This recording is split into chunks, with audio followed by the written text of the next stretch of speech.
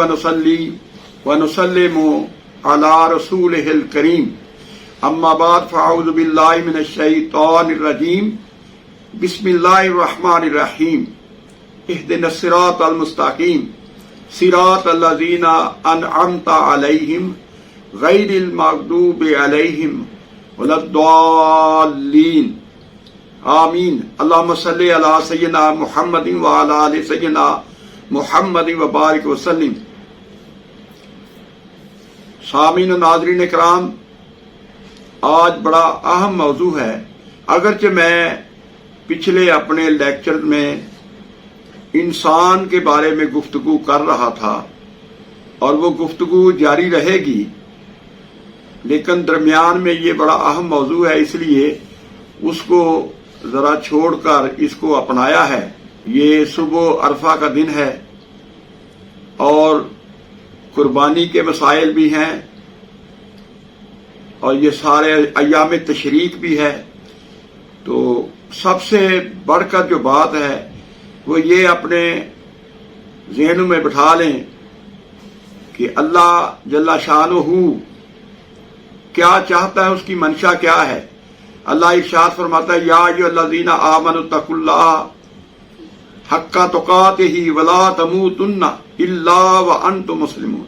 अल्लाह फरमाता है, ए ईमान वालो, अल्लाह से डरो जैसा डरने का हक है और तुम्हें हरगिज मौत ना आए इस हाल में कि तुम मुसलमान मरो।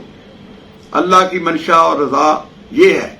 इसी के हवाले से मैं अर्ज कर दूं कि अल्लाह ताला ने हमें ये अय्याम और ये रातें ऐसी अहम हमें अता फरमाई हैं जिसमें अल्लाह ताला जल्ला शानुहु अपने प्यारे हबीब मुकर्रम हजरत मोहम्मद मुस्तफ़ा सल्लल्लाहु अलैहि वसल्लम की उम्मतियों को बख्शना चाहता है। राह दिखलाएं किसे, कोई राह रबे मंजिल ही नहीं, हम तो मायल बकरम हैं, कोई साइल ही नहीं।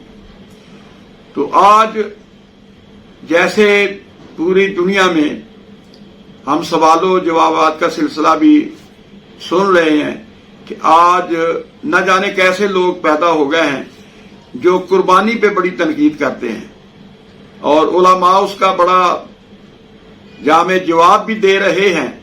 लेकिन अफसोस की बात है कि न जाने मुसलमान किस जानब जा रहे हैं।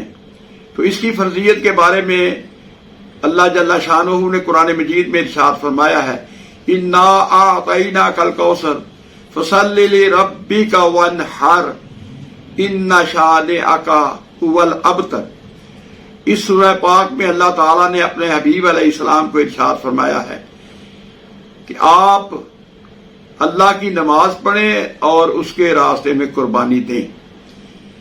प्यारे करीम आका हजरत मोहम्मद मुस्तफ़ा सल्लल्लाहु अलैहि वसल्लम आप जितनी देर भी मदीना मुनव्वरा में तशरीफ फरमा रहे हैं, आपकी ज़ाहरी हयात पाक जो है, हर साल अल्लाह के प्यारे हबीब अलैहिस्सलाम ये कुर्बानी दिया करते थे। अल्लामा इकबाल अलैहिर्रहमा ने फरमाया है, गरीब व सादा और रंगीन है दास्तान हरम, इंतहा है इसकी हुसैन, इब्तदा है इस्माइल। तो ये कुर्बानी का जो एक इस्लाम में एक पाया जाता है अंसर, ये फर्ज है, नसे कती से साबित है। लेकिन न जाने इस वक्त शैतान जितना अकड़ के चल रहा है और इंसानों को गुमराह कर रहा है, न जाने कैसे कैसे सवाल, माजी में तो हमने ऐसे कभी सवाल नहीं सुने थे जो आज हम सुन रहे हैं। असल में ये सारी पुष्टपनाई, ये सारा हमारा ताल्लुक जो है चूंकि यहूदो नसारा के साथ है और इसीलिए हम ऐसे सवालात पैदा कर रहे हैं। तो ये बहुत बुरी बात है। हमें देखना चाहिए, एक एक लम्हा देखना चाहिए। मेरा जो मौजू है इंसान के बारे में, उसमें मैं सारा कुछ बयान करूंगा कि ये लाइन इन्न शैतान लिल इंसान अदुव्वुम मुबीन, ये शैतान जो है इंसान का खुल्लम खुला दुश्मन है। तो कुर्बानी के सिलसिले में बहुत सी अजीब अजीब बातें हम सुन रहे हैं। तो अर्ज कर रहा था कि प्यारे हबीब अलैहिस्सलाम آپ مدینے میں قربانی آپ دیتے رہے، آپ کے صحابہ کا یہ طریقہ رہا، تبع تابعین کا، اولیاء کاملین کا، امت کا اس پر آج تک طریقہ رہا ہے۔ اور دن بدن الحمدللہ ہم دیکھ رہے ہیں کہ قربانی کا شوق اور ذوق بڑھ رہا ہے۔ اللہ تعالیٰ اخلاص کی دولت عطا فرمائے۔ اللہ فرماتا ہے لن ینال اللہ لحومها ولا دماؤها ولکن ینال التقوی، ہرگز تمہاری قربانیوں کا گوشت اور نہ اس کا خون اللہ کے ہاں پہنچتا ہے۔ اللہ کے ہاں اگر پہنچتا ہے تو تمہارا اخلاص، تمہاری محبت اور قربانی کے لیے جو آپ کے اندر جو جذبہ پایا جاتا ہے وہ اللہ تعالیٰ قبول فرماتا ہے۔ اور اس میں فرماتے ہیں کہ 10ویں کا جو دن ہے ابن آدم کے لیے اس سے بڑھ کر کوئی دن اس سے زیادہ عظمت والا نہیں کہ جب وہ قربانی کرتا ہے اور قربانی کا خون زمین پہ گرتا ہے، اللہ تعالیٰ اس کے سارے گناہ معاف فرما دیتا ہے۔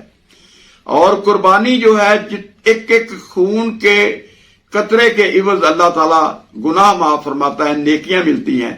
اور قربانی کے ایک ایک بال کے برابر اللہ تعالیٰ نیکیاں قربانی دینے والے کو عطا فرماتا ہے۔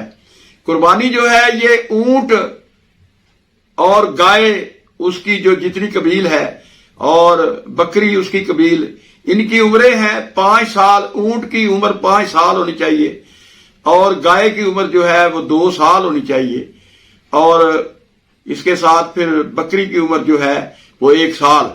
لیکن اگر کوئی دمبا چھترا اگر 6 ماہ کا ہو، وہ فربا ہے اور بھلا معلوم ہوتا ہے تو اس کی قربانی بھی کرنا جائز ہے۔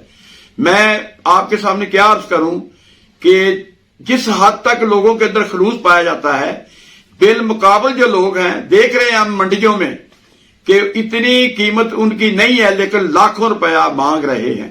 میں آپ کو ایک مثال آپ کے سامنے پیش کرتا ہوں۔ چند ہی دن ہوئے تو وہ جو جناب مجھے کہا گیا کہ دیکھیں جی وہ بندہ جو ہے نا اس کے پاس گائے ہیں، بچے ہیں، بچڑے، اور جناب وہ ریتی کے ساتھ اس کے دانتوں کو جناب کر رہا ہے کہ اس کو وہ بنا رہا ہے کہ یہ جناب علی یہ بھی لگ سکتا ہے، یہ بھی لگ سکتا ہے، یہ مناسب نہیں ہے۔ پتہ نہیں نہ جانے کیسا ہمارے اندر یہ چیز پائی جاتی ہے کہ روزے آتے ہیں تو ہم اشیاء خرد و نوش مہنگی کر دیتے ہیں، ذخیرہ اندوزی کرتے ہیں۔ تو خدارا ایسی چیزوں سے بچنا چاہیے۔ اب عرفہ کا جو دن آ رہا ہے وہ دن بڑا اہم دن ہے۔ اس میں اگر کوئی روزہ رکھتا ہے تو روزے میں اس کو ثواب جو ملتا ہے پچھلے 1 سال کا بھی روزوں کا ثواب ملتا ہے، آگے گزشتہ کا بھی ملتا ہے، اور آگے جو سال آ رہا ہے اس کا بھی ثواب ملے گا، بہت اجر ہے۔ اور خصوصاً ظہر کے بعد عصر تک اس میں نمازیں پڑھو، اللہ اللہ کرو، نوافل پڑھو۔ کل عرفہ کا دن ہے، یوم عرفات اسے کہتے ہیں، اور اس میں ابن آدم کے گناہ اللہ تعالیٰ معاف فرماتا ہے۔ میں نے وہی بات جو پہلے کی تھی، راہ دکھلائیں کسے کوئی راہ رو منزل ہی نہیں، ہم تو مائل بکرم ہیں کوئی سائل ہی نہیں۔ اللہ تعالیٰ ہمیں چاہتا ہے کہ ہمیں بخش دے، وہ اس کی رحمتیں جو ہیں وہ ہر وقت بے پایا رحمتیں ہیں اس کی، تو ہمیں اس پر ذرا غور کرنی چاہیے۔ اب میں 1-2 باتیں آپ کے سامنے عرض کرتا ہوں۔ میرے پاس کچھ کویسچن آئے ہیں، سوالات آئے ہیں، اس کی ذرا وضاحت کرنا اپنے اس چینل کے ذریعے مناسب سمجھوں گا۔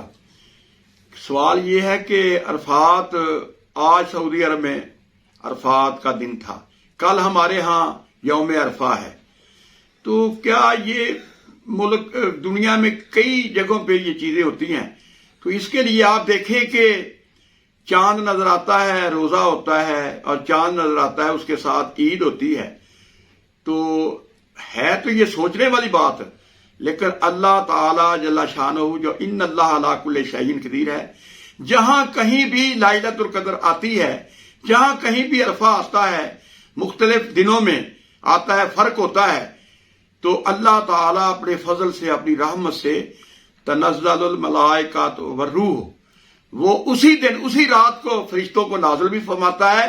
جہاں جہاں لوگ رہتے ہیں جب ان کا یوم عرفہ ہوگا، انہیں اسی طرح اللہ تعالیٰ انہیں فائدہ عطا فرمائے گا اور رحمت عطا فرمائے گا۔ ایک جواب تو یہ ہو گیا، یہ اللہ کا معاملہ ہے، اللہ تعالیٰ اس میں بہت بہتر فرماتا ہے اپنے بندوں کے لیے۔ دوسری بات یہ ہے کہ قربانی کے مسئلے میں لوگ مجھ سے سوال کرتے ہیں، اور چینل کے حوالے سے میں عرض کر رہا ہوں کہ جناب میں چاہتا ہوں میں اپنی ماں کے لیے بھی جو دنیا سے چلی گئی ہے اس کے لیے بھی قربانی کروں اور اپنے باپ کے لیے بھی کروں۔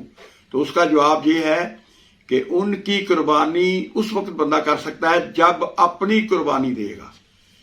واجب ہے اس بات پہ کہ ان کی قربانی جو ہے وہ بعد میں کر سکتا ہے، اگر ہمت نہیں ہے تو صرف اپنی قربانی دے۔